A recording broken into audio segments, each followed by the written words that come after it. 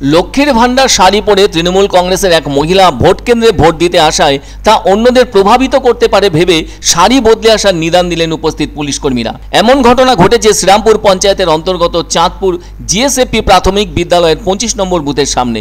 ওই মহিলা তৃণমূল কংগ্রেসের সমর্থক হন আর যাই হন, উনি এদিন ভোট দিতে এসেছেন লক্ষ্মীর ভান্ডার শাড়ি পরে, যা প্রত্যক্ষ করে ওই বুথে থাকা পুলিশ কর্মীরা তাকে বলেছেন শাড়িটি বদলে অন্য শাড়ি পরে বুথে আসার জন্য।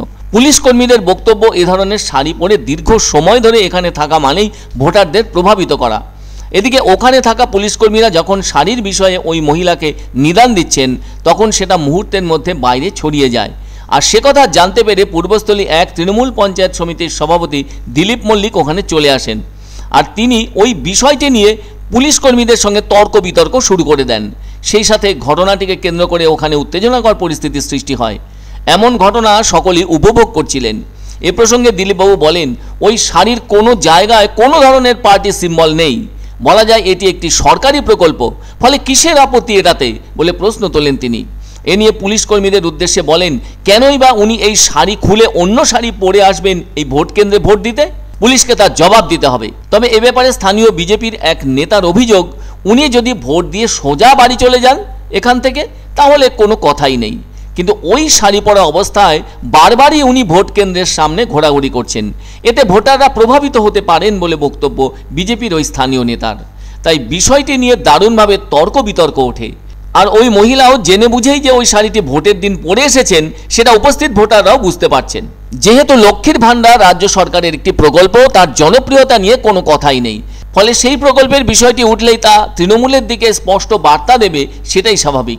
কেননা ওই শাড়িটি পরে উনি যদি এখানে অনেকক্ষণ ধরে থেকে যান, তাহলে উপস্থিত ভোটারদের কেউ প্রভাবিত হতে পারেন। সে কারণে স্থানীয় বিজেপি নেতাও এইরকমই অভিযোগ জানিয়েছেন। আসলে রাজ্য সরকারের লক্ষ্মীর ভান্ডার প্রকল্প 2021-এ 30শে জুলাই চালু করেছিলেন মুখ্যমন্ত্রী মমতা বন্দ্যোপাধ্যায়। এখন তো এই প্রকল্পে সাধারণ মহিলারা পাচ্ছেন প্রতি মাসে 1000 টাকা করে, আর SC/ST মহিলারা পাচ্ছেন 1200 টাকা করে। এই টাকা মহিলারা পাবেন তাদের 60 বছর বয়স না হওয়া পর্যন্ত, যা নিয়ে ভোটের প্রচারে জায়গা পেয়েছে। তবে কিছু নিরপেক্ষ মানুষজন মনে করছেন, ভোটের দিন এমন কিছু পড়ে না আসাই ভালো যা বিতর্কের মধ্যে যাবে না।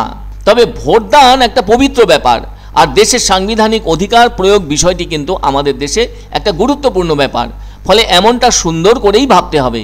কেউ কোনো রাজনৈতিক দল করতেই পারেন, সেটা তার সাংবিধানিক অধিকার, কিন্তু সেই রাজনৈতিক দলের কিংবা সরকারে থাকা সেই রাজনৈতিক দলের হয়ে এমন পোশাক পরা বা সে জাতীয় অবস্থার সামনে আসতে পারে, তেমনটা না থাকাই ভালো।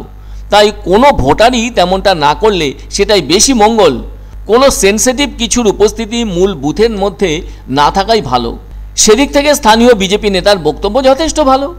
এদিন লক্ষ্মীর ভান্ডার শাড়িও অদ্ভুতভাবে যেন আলোচনায় উঠে এলো, যা গ্রহণীয় ছিল না। বলছে এই শাড়ি পরে আসা যাবে না, এখানে থাকা যাবে না। হ্যাঁ, আমি বেরিয়ে এলাম, আমাদের সভাপতি দিলীপদাকে জানালাম, উনিও এসেছে।